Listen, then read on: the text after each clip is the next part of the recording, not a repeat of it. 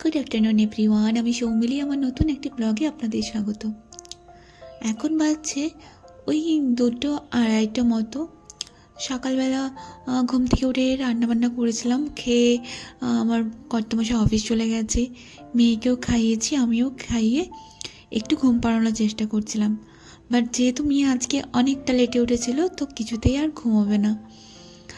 আর আজ থেকে মেয়ের স্কুলও খুলে গেছে। তো আজকে যেহেতু প্রথম দিন, মেয়ে স্কুলে যেতে পারেনি। অ্যাকচুয়ালি 1 মাসের একটা গ্যাপ পড়ে গেছে। তো আর আজকে জোরও করিনি। ঠিক আছে, একদম মানডেও ছুটি আছে, তো একদম টিউসডে থেকে স্কুলে যাবে। তো শুয়েছিলাম, মেয়েকে ঘুম পাড়ানোর চেষ্টা করছিলাম, কিছুতেই ঘুমোলো না। যখন হঠাৎ করে মেয়েদের স্কুল থেকে মেসেজ এলো যে সামনে ফাদার্স ডে আছে, তো ফাদার্স ডে মেবি ওদের স্কুল থেকে হয়তো কিছু গিফট দিয়েছে। সেই গিফটের সাথে বাচ্চাদের ছবি তুলে ওদের গ্রুপে পোস্ট করতে বলেছে।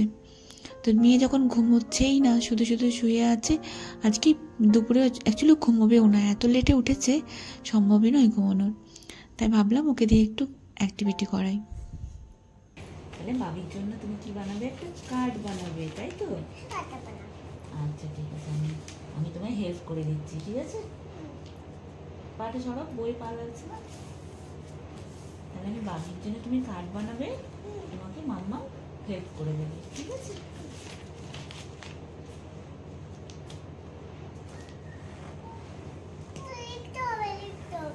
হ্যাঁ দাঁড়াও, মাম্মা তোমাকে হেল্প করে দিচ্ছে।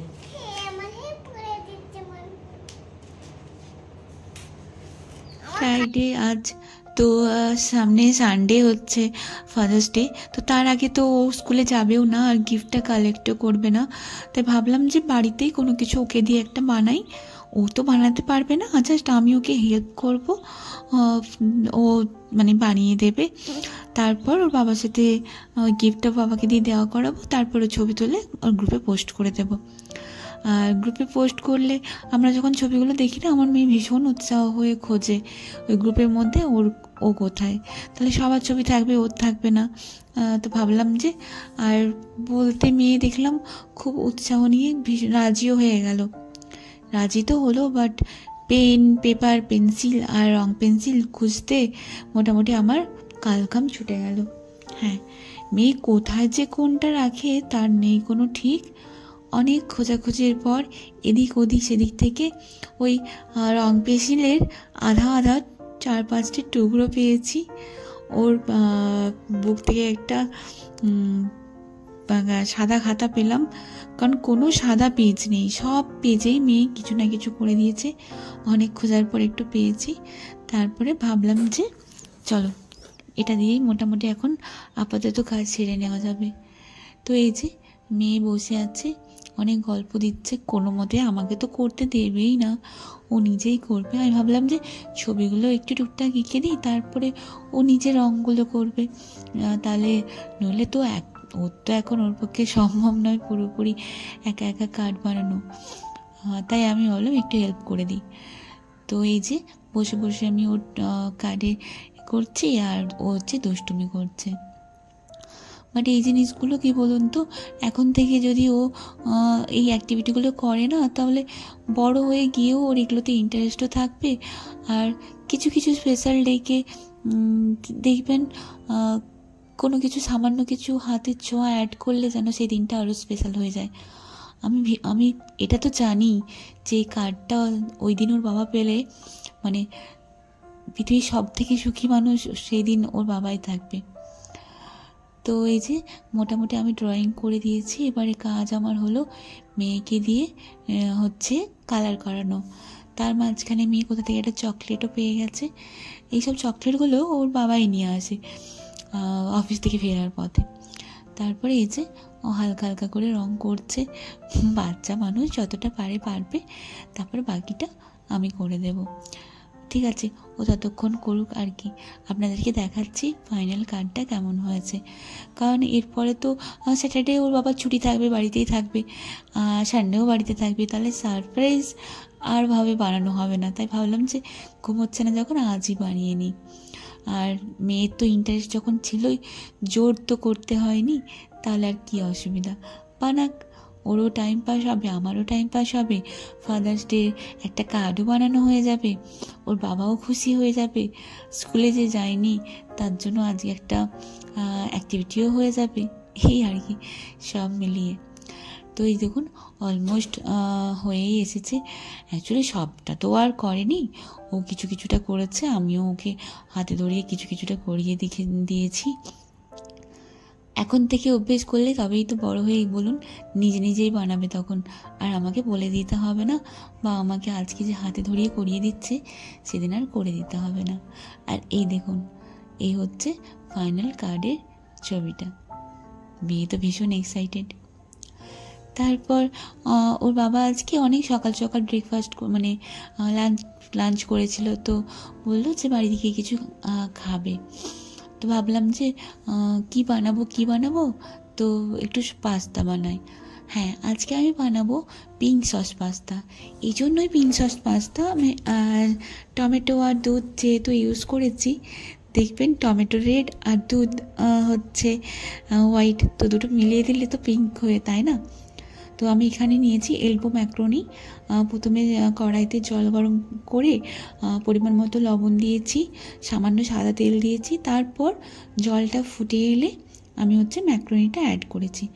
ততক্ষণ ওটা ফুটতে থাকুক। এদিকে দেখুন আমি এখানে 3টে টমেটো নিয়েছি, টমেটোগুলোকে ঠিক এইভাবে কেটে নিয়ে আমি আলাদা করে একে সেদ্ধ করব। ততক্ষণই সেদ্ধ করবো। এই যে দেখুন জল অলরেডি ফুটছে, এই ফুটন্ত জলের মধ্যে ওই কাটা টমেটোগুলো আমি অ্যাড করে দেব। তারপরে ততক্ষণই আমি এগুলো ফোটাবো যতক্ষণ দেখবেন এই ছালটা মানে ছাড়তে শুরু করেছে। আর ততক্ষণই যে দেখুন এখানে আমার পাস্তাও অলমোস্ট সেদ্ধ হয়ে এসেছে। এরপর এটা আমি নামিয়ে জল ঝরিয়ে রেখে দেবো। আমি এর মধ্যে একটুখানি নামানোর সময়ও সাদা তেল দিয়ে দিয়েছি, নইলে না খুব গায়ে লেগে যায়। আর এই দেখুন অলরেডি আমার টমেটোটাও সেদ্ধ হয়ে এসেছে। এবার টমেটোটাকে আমি একটু হালকা ঠান্ডা করে নিয়েছি, তারপরে এই ছালগুলো ছাড়িয়ে কেটে আমি মিক্সিতে একটা পেস্ট বানিয়ে নেব। আর আমি অলরেডি ছোটো ছোটো করে পেঁয়াজ আর রসুন টুকরো করে রেখেছি, যে দেখুন পাশে দেখা যাচ্ছে। আর এই পেস্টটা কিন্তু আপনারা ঠান্ডা হলেই বানাবেন, নইলে কিন্তু মিক্সিতে গরম দিয়ে দেবেন না, দুর্ঘটনা ঘটার চান্স থেকে যায়। আপনারা আগে ভালো করে দেখে নেবেন যে যদি ঠান্ডা হয়ে গেছে একদম, তখনই হচ্ছে আপনারা এটা পেস্ট করবেন। এই যে এইভাবে টুকরো এখনও গরম আছে, আমি সঙ্গে সঙ্গে কিন্তু পেস্ট করিনি, আমি কিছুক্ষণ মিক্সির মধ্যে জারের মধ্যে রেখে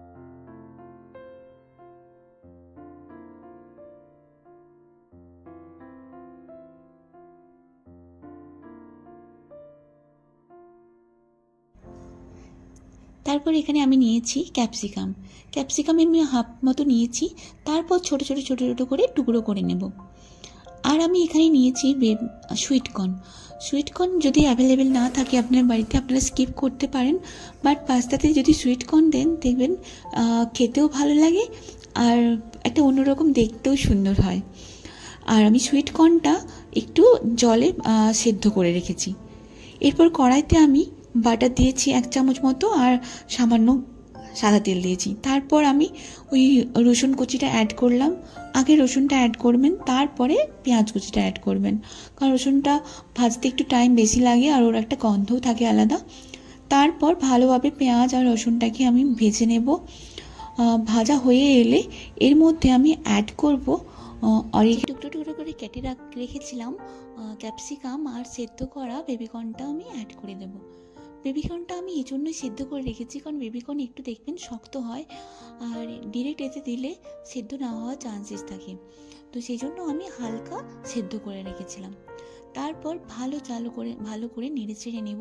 তারপর অ্যাড করেছি দেখুন chilli flakes and oregano. Chilli flakes আর অরিগ্যানোটা অবশ্যই আপনি হচ্ছে অ্যাড করবেন, আর সামান্য চিনি। চিলি ফ্লেক্স অরিগ্যানো অ্যাড করলে পাস্তার একটা আলাদা রকম ফ্লেভার তৈরি হয়, যেটা খেতেও খুব ভালো লাগে। আর এমনিতে দোকানের পাস্তাতে দেখবেন অবশ্যই এই দুটো জিনিস দেওয়া থাকে। তারপর এখানে আমি অ্যাড করলাম 1 চামচ কর্নফ্লাওয়ার। আপনার যদি না থাকে তাহলে 1 চামচ ময়দাও আপনারা ইউজ করতে পারেন। তারপর আমি অ্যাড করে দেব দুধ। দুধটা আমি এখানে নর্মাল টেম্পারেচারে রাখা ছিল, সেটাই অ্যাড করেছি। যদি জাল দেওয়া দুধ থাকে আপনারা সেক্ষেত্রে জাল দিয়ে ঠান্ডা করে তারপরে এখানে অ্যাড করবেন। এই দেখুন, তারপর দুধটা অ্যাড করার পর ভালো করে এটাকে নাড়াচাড়া করবেন, কারণ লাম্পস হয়ে যাওয়ার খুব মানে টেন্ডেন্সি থাকে।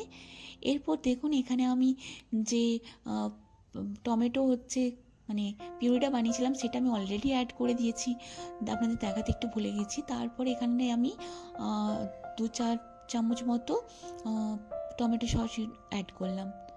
তারপর ভালোভাবে নেড়ে চেড়ে নিলাম। এক্ষেত্রে আপনারা এখানে কালারের জন্য রেড চিলি পাউডার ইউজ করতে পারেন, আমি করিনি যেহেতু আমার মেয়ে খাবে। তারপর যে পাস্তাটা আমি সেদ্ধ করে জল ঝরিয়ে রেখেছিলাম এর মধ্যে অ্যাড করে দিলাম।